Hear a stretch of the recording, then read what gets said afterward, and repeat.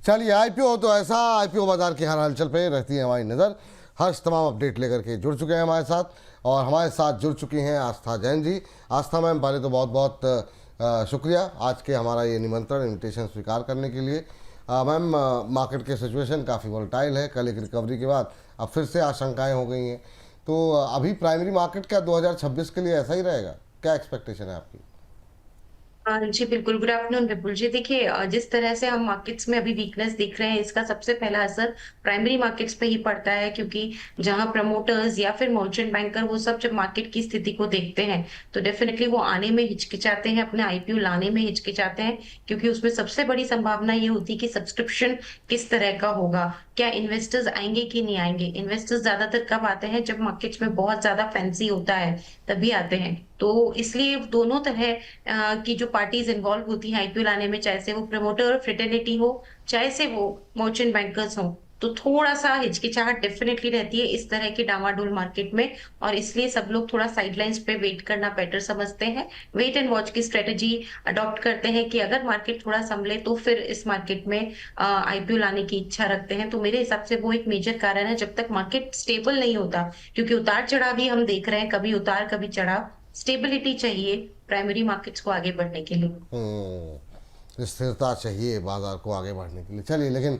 कहाँ पर कौन सा आईपीओ खुल रहा है और क्या स्ट्रेटजी होनी चाहिए, उसको जरा समझते हैं। हर्ष के पास चलते हैं। हर्ष, आज का पहला आईपीओ बताइए। जी, तो बेसिकली हम लोग एक आईपीओ और एक जो लिस्टिंग हुई थी 4 दिन पहले, उसकी बात करेंगे। यहाँ पर अमीर चंद जगदीश कुमार, यहाँ पर इसकी बातचीत क्यों कर रहे हैं हम लोग, एक बार स्क्रीन पर लेके आते हैं आंकड़ा।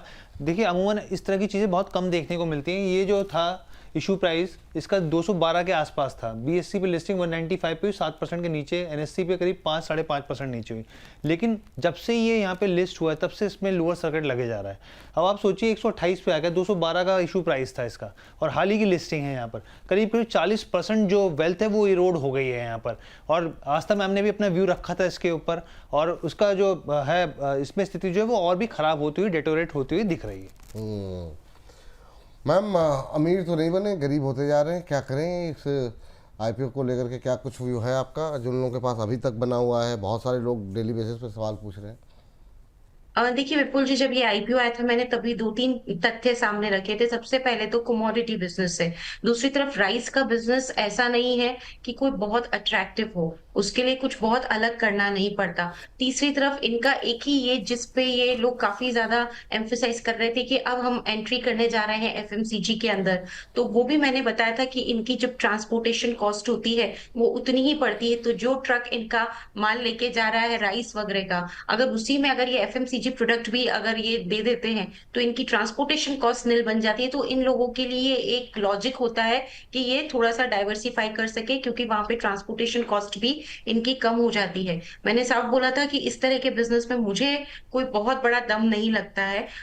ये बात जरूर है कि जिस तरह की लिस्टिंग हुई है वो बहुत उम्मीद से परे थी, क्योंकि लिस्टिंग यहाँ पे बेहद बेहद खराब हुई है। अब करना क्या है, देखिए इसके जो कुछ एक पीओस है, लाइक केआरबीएल हो गया, या फिर अगर हम बोले तो एलटी चमनलाल सेठिया हो गया, या केआरबीएल हो गया, तो वो अभी भी लोअर पी पर चल रहे हैं इससे। और मेरा यही मानना है कि इतनी ज्यादा अब घटत आ गई है, और अब इसका जो मैं प्राइस टू अर्निंग मल्टीपल देख रही हूँ, मेरे हिसाब से अब ये 13 के आसपास आ चुका है। जबकि जब ये आईपीओ लाए थे तब इनका प्राइस टू अर्निंग मल्टीपल, जहां तक मुझे याद आता है, 20 के ऊपर का था।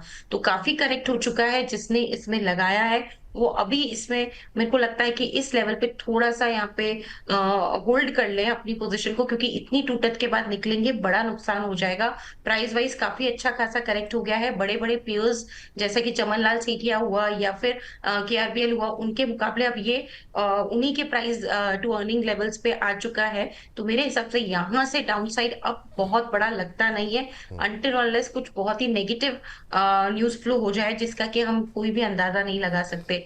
तो at this point of a time अगर सब कुछ ठीक रहा, तो मुझे लगता है कि अभी इसमें ना निकले और एक बार वेट कर ले, क्योंकि बहुत बड़ी गिरावट आ गई है। इस गिरावट में बड़ा नुकसान ना बुक करे। देखते हैं आगे किस तरह का न्यूज फ्लो बनता है। और यहाँ से मुझे लगता है कि अब जो डाउन साइड है वो बहुत बड़ा नहीं है, जितनी इसमें टूटत आनी थी वो आई है।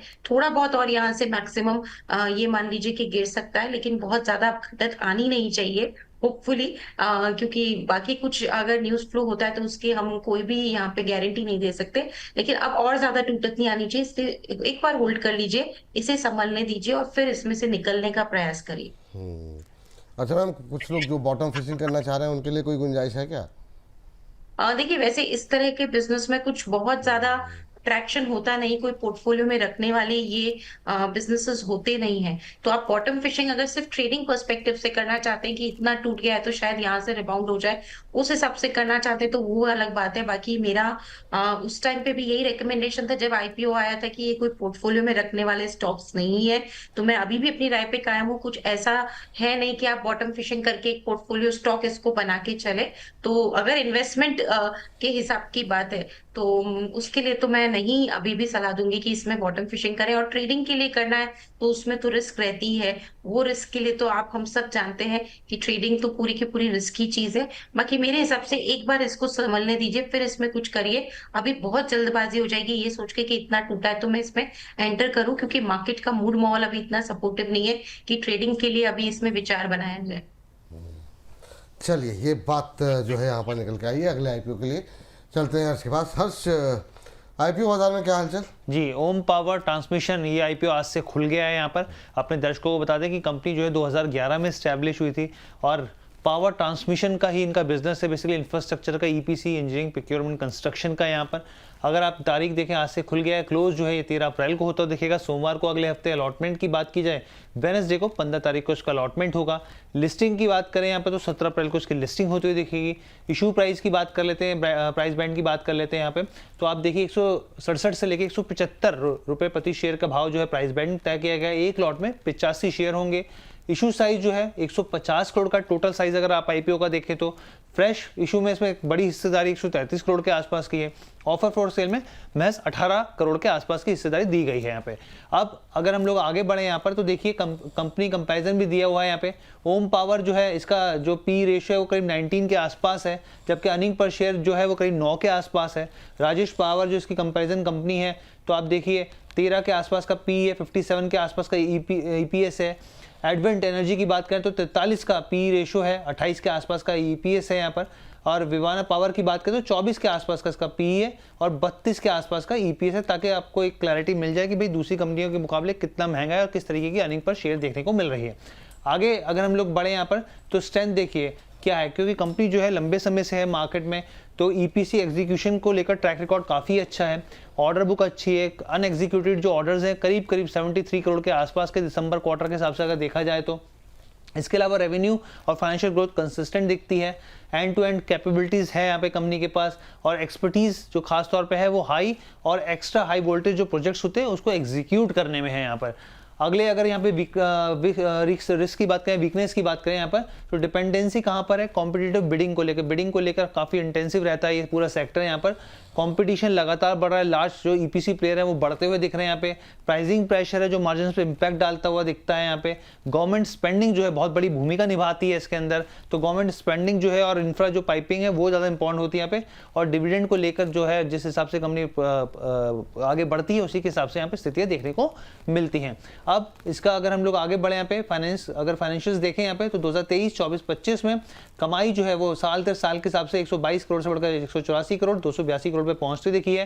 प्रॉफिट आफ्टर देखें, आफ्टर टैक्स, तो जंप देखने को मिला। और इसमें एक नोट करने वाली बात यही है कि 2024 से अगर 25 में कंपेयर करें तो जबरदस्त डबल से भी ज्यादा जंप देखने को मिल रहे हैं। एबिटा की बात करें तो लगभग यही स्थिति एबिटा में भी है। बोरोइंग जो है वो घटती दिखी 2024 से 25 के मुकाबले। ग्रे मार्केट प्रीमियम क्या कह रहा है, कल के मुकाबले बड़ा है ग्रे मार्केट प्रीमियम। कल करीब हम लोग देख रहे थे तो करीब 1.5 रुपए के आसपास था, आज 3.5 रुपए के आसपास है। 2% का अपसाइड दिख रहा है।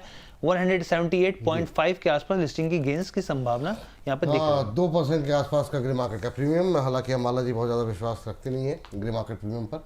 आस्था जी, अब जो है इस आईपीओ को लेकर के क्या संभावनाएं बन रही हैं? ग्रे मार्केट के अंदर प्रीमियम हम थोड़ा बढ़ते देख रहे हैं, हालांकि आप का व्यू जो है वो ग्रे मार्केट की तरफ थोड़ा कम रहता है, लेकिन फिर भी थोड़ा सा पॉजिटिविटी आती हुई दिखाई दे रही। क्या ये आईपीओ सब्सक्राइब होगा और क्या इस तरफ आकर्षण बढ़ेगा? देखिए ये जिस तरह का काम करते हैं बेसिकली ये देखे तो पावर ईपीसी कंपनी है। ईपीसी कंपनीज के लिए आपको समझना पड़ेगा बिजनेस मॉडल को। ईपीसी कंपनीज में आप सबसे बड़ा मुझे जो ड्रॉबैक लगता है वो कंपेटिटिव बिडिंग होता है, जो कि अभी हर्ष ने भी चर्चा की। तो प्राइसिंग पावर बहुत कम हो जाता है कंपनीज के पास। दूसरी तरफ बैरियर्स टू एंट्री इस तरह के बिजनेस में बहुत ज्यादा होते नहीं हैं। तो ये दो चीजें काफी अहम इंपॉर्टेंस रखती है।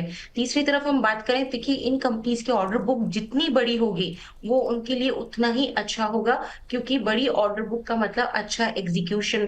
तो यहाँ पे ऑर्डर बुक का अगर हमने देखा तो 744 करोड़ की है, लेकिन अब इसकी अहमियत कैसे बढ़ जाती है घट जाती है, ये हमें देखना होगा। बुक टू बिल रेशियो क्या होता है? तो बुक टू बिल रेशियो यानी कि जो ये रेवेन्यू कमाते हैं उसका ऑर्डर बुक से क्या रेशियो बन रहा है, तो वो 2.7 टाइम्स इनकी ऑर्डर बुक अभी है, जितना भी इन्होंने रेवेन्यू 25 में अर्न किया, तो उसका 2.5 गुना ज्यादा ऑर्डर बुक हाथ में है। यूजुअली इस कंपनी, इन तरह की कंपनीज में 2 से लेके 4% तक बुक टू बिल रेशियो जाता है। अगर ये बुक टू बिल रेशियो 2.5 के अलावा 3 होता, 4 होता तो बहुत बढ़िया माना जाता।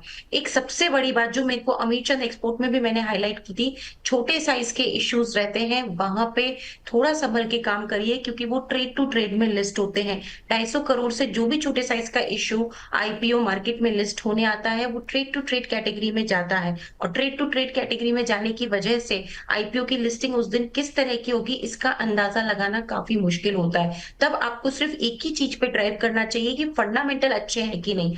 फंडामेंटल्स की यहाँ पे बात करें तो मुझे ठीक लगे, कोई बहुत अट्रैक्टिव फंडामेंटल नहीं है, ऐसे फंडामेंटल नहीं कि इसमें कूद के लगाना चाहिए। ठीक ठाक है, प्राइसिंग भी इन्होंने ठीक ठाक की है, 19 के प्राइस टू अर्निंग मल्टीपल पे ये आ रहे हैं, जो कि इनके क्लोज पेयर, इसकी चर्चा भी अभी हर्ष ने की, उनके बराबर के हैं। जबकि आप ग्रोथ देखेंगे तो इनके पेयर्स की ग्रोथ इनसे भी कहीं ज्यादा अच्छी है। तो मुझे ये आईपीओ ठीक लगा, मुझे कुछ बहुत ज्यादा इसमें दम नहीं लगा। रिस्क लेना हो तो लगाइए, नहीं भी लगाया तो मुझे नहीं लगता कोई बहुत बड़ा यहाँ पे चीज छूट जाएगी या कुछ बहुत बड़ा नुकसान हो जाएगा कि हमने इस आईपीओ में नहीं लगाया। तो मेरे हिसाब से यहाँ पे रिस्क ले सकते हैं तो ही लगाइए। बाकी मैं कुछ बहुत ज्यादा बिजनेस मॉडल को लेके कन्विंस नहीं हूँ। ये एक तरह से कमोडिटी ईपीसी प्लेयर की ही कैटेगरी में आते हैं, जहां पे कि बहुत ज्यादा प्रीमियम कंपनीज को मिलता नहीं है, अनटिल अनलेस स्केल बहुत स्ट्रांग हो, एग्जीक्यूशन बहुत स्ट्रांग हो। और यहाँ पे एग्जीक्यूशन ठीक ठाक है, but still I am not very much convinced with the companies fundamentals और फाइनेंशियल्स। ठीक ठाक ही है, कुछ बहुत ज्यादा दम नहीं है। रिस्क ले सकते हैं तो लगाइए। छोटे साइज का इश्यू है, हो सकता है कि मैं यहाँ बोल रही हूँ कि कुछ बहुत बड़ा देखने को नहीं मिले, लेकिन पहले दिन लिस्टिंग पे कुछ ये अच्छे गेन भी दे दे, लेकिन मुझे नहीं लगता फिर भी इसमें लगाना चाहिए। इसमें रहने भी देंगे तो लॉन्ग टर्म में मुझे लगता है कि कोई बहुत बड़ा वो नुकसान नहीं होगा। तो कॉल रिस्क एपेटाइट पे है, क्योंकि मार्केट की स्थिति अभी बहुत डावाडोल है। रिस्क ले सकते लगाइए, नहीं तो रहने दीजिए। रिस्क ले सकते हैं तो लगाइए, वरना रहने दीजिए। और जब माला मैम इतनी बार आस्था मैम इतनी बार कह रही हैं, तो इसका मतलब अवॉइड ही लिस्ट में रखा जाए मैम इसको फिर, मतलब मतलब सामान रिटेल। हाँ जी, अगर प्रीमियम लिस्टिंग हो भी गई, क्योंकि उसके चांसेस मैंने आपको साफ बोला विपुल जी, छोटे साइज के इश्यू में बड़े बड़े उलटफेर होते हैं लिस्टिंग के दिन, और उसकी गारंटी कोई नहीं ले सकता। उस वजह से कुछ प्रीमियम लिस्टिंग हो जाए तो हो जाए, बाकी कोई बहुत बड़ा गेन यहाँ पे होता हुआ मुझे नजर नहीं आता है। और इसी वजह से मुझे लगता है अगर नहीं भी लगाया तो कोई बहुत बड़ा फर्क नहीं पड़ जाएगा, इसलिए रहने दीजिए। अच्छी कैटेगरी के आईपीओ लगाइए। एटलीस्ट मार्केट की कंडीशन जब बहुत ज्यादा डावाडोल है, तब तो बहुत संभल के निवेश करेंगे, बेटर रहेगा, चांसेस और मिलेंगे आगे। जी हाँ, वही बहुत लोगों के सवाल रहते हैं मैम कि क्या इस साल चांसेस मिलेंगे, क्योंकि लास्ट ईयर हमने बहुत सारे मौके देखे थे, लोगों के पैसे बने भी थे।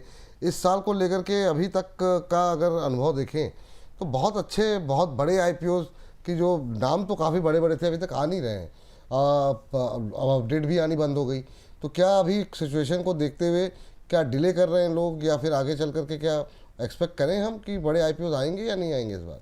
देखिए, बड़े आईपीओ बिल्कुल जियो, हम सब जानते हैं कि रिलायंस की तरफ से जो एक बड़ा आईपीओ आने वाला है, फिर एनएससी का आईपीओ है। बड़े आईपीओ बिल्कुल आएंगे आने वाले 2-3 महीनों में। लेकिन मैंने जैसे बोला, क्योंकि हम लोग भी हेम सिक्योरिटीज भी मर्चेंट बैंकर्स हैं, तो मैं उस हिसाब से बोलती हूँ कि मार्केट की स्थिति अच्छी होनी बहुत जरूरी है जब बड़े आईपीओ आने होते हैं, क्योंकि तब इन्वेस्टर्स होने बहुत जरूरी हैं। मार्केट की स्थिति खराब होती है तो सब लोग एक बार थोड़ा सा दूरी बना लेते हैं निवेश करने के लिए, तो इसी वजह से इन्वेस्टर्स फिर आते नहीं है जल्दी से।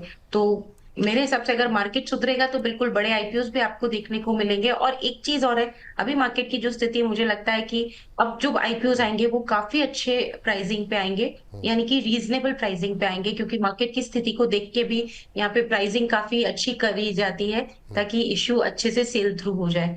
तो बिल्कुल बड़े आईपीओस आएंगे और लगाने के मौके भी मिलेंगे, बस मार्केट का सुधरने का या फिर स्टेबल होने का इंतजार है। इंतजार करें।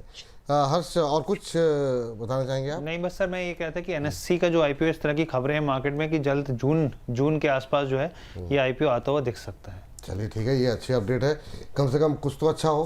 बाजार के अंदर जैसी स्थितियां बनती हुई दिखाई दे रही हैं। आस्था मैम, थैंक यू, और समय समय पर आते रहिए आप, गाइड करते रहिए। बहुत बहुत शुक्रिया, बहुत बहुत धन्यवाद, आप अपना समय दिया और तमाम दर्शकों को हमारे गाइड किया इस आईपीओ पर। बहुत बहुत शुक्रिया आस्था मैम। हर्ष, आस्था मैम के साथ साथ हर्ष आपका भी शुक्रिया आज की इस चर्चा में जुड़ने के लिए और ये तमाम अपडेट लेकर के आने के लिए। तो फिलहाल के लिए इस सेगमेंट को यहीं पर करते हैं समाप्त।